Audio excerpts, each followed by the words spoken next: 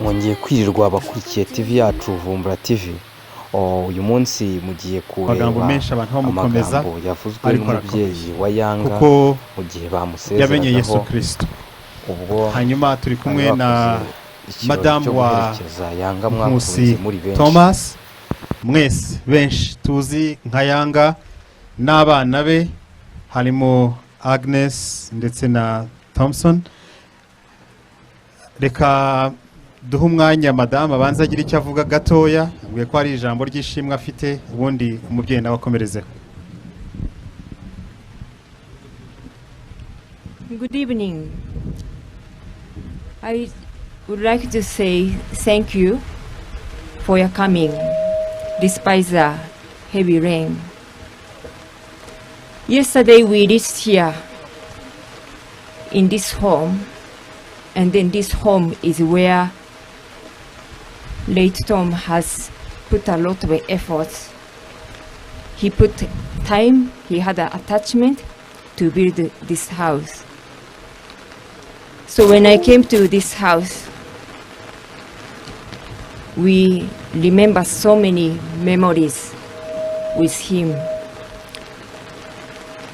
We are still in the painful moment, but we also trust that God will be with us. We also recognize the presence of so many people who are in this community, the people who loved him as Yanga. Thank you very much for your coming, and see you tomorrow at the burial. Urakoze cyane.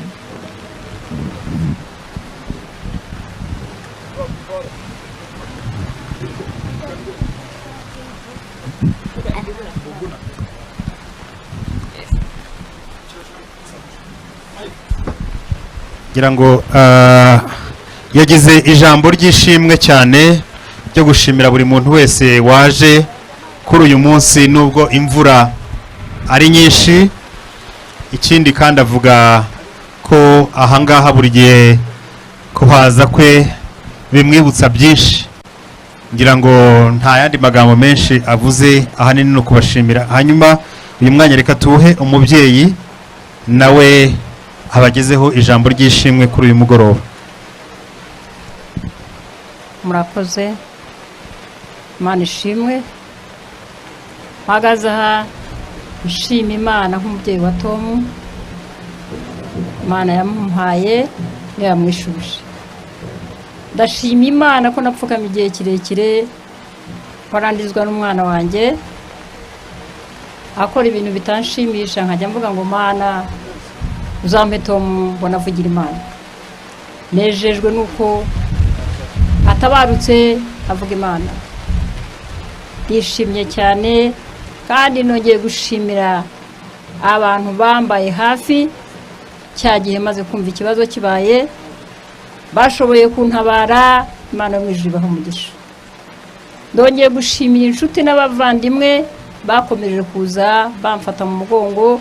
Benshi baramamagaraga batangira kuburira nkababwira ngo ya Tom ntabwo yapfuye ahubwo yatabarutse kuko atashye azimana. Jambo rirambwira ngo hahirwa bapfa bapfiriye mu mwami. Ndashima Imana ko namaze kumenya Yesu, kandi namara kumenya umwami wanjye n'abana banjye bakaba batangiye kugira bate kumenya ko Imana ariyo byose, ndetse ikiruta byose ari ubugingo buhoraho. Mbashimiye inshuti bavandimwe, shimiye abantu babanye bamubaye hafi South Africa, kuko bamaze kumbwira ko ameze nabi ntagiye kujya mvugana nawe numva acika intege. Nta kindi nakoze, nakoraga akazi ko gusenga sinogiye kuryama, ariko maze kumva ngo Tom birarangiye, nasohotse mu cyumba cy'amashengesho mvuga ijambo rimwe ngo nguhaye icyubahiro data.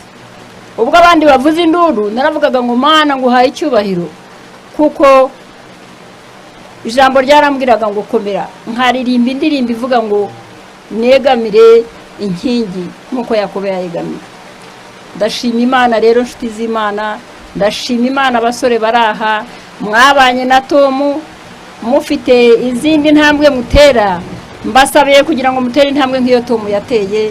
Yemwe isi ntiyoroshye, ibintu ntago byoroshye, ariko muhagurukire gushaka Uwiteka kuko nibwo buhungiro nta handi hantu umuntu yahungira nta n'ahandi wakwerekera ni ukuri Imana nsenga kandi Imana yumva nzi neza ko tuzahura ijambo rirambwira ngo Dawudi yararize cyane arizwa n'umwana we wari urwaye umwana amaze gupfa Dawidi aravuga ati nimumpe amazi niyuhagire mumpe imyambaro nambare njye n'ibyo kurya mbona ifunguro baramaza ngo kubera mama cyane aravuga ati aho agiye nzamusanga ariko we ntazagaruka hundi ndahamya neza ko Tom yampaye gukomera Tom yampaye imbaraga nzi neza ko aho yagiye nzamusanga nkaba nshimira abantu batubaye bugufi ababanye nawe South Africa bakaba bamugejeje aha ngaha ejo maze kumubona mu maso yanjye mukubisa amaso nazamuye amaboko nshima Imana kuko nari nzi ko umwana wanjye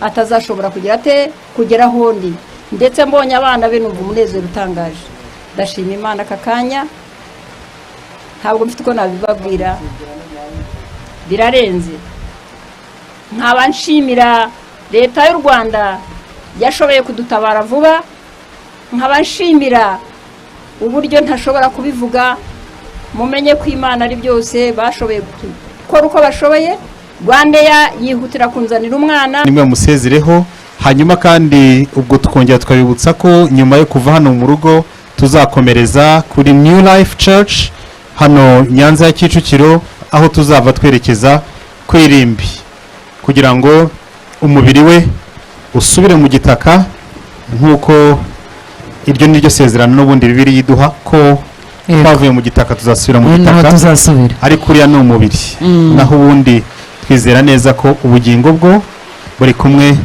n'umwami Yesu.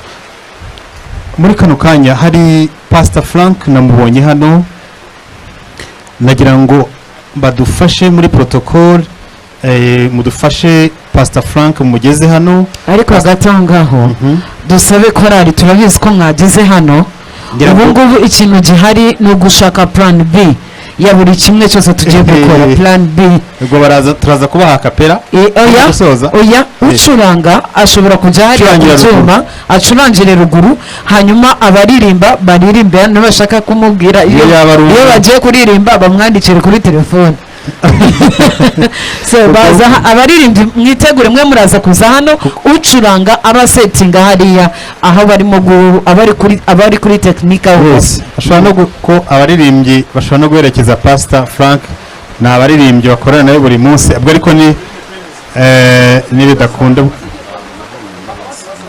nibidakunda ntacyo turaza gushyiramo indirimbo tuza gusoza nayo. Pastor Frank yageze hano akaba aradufasha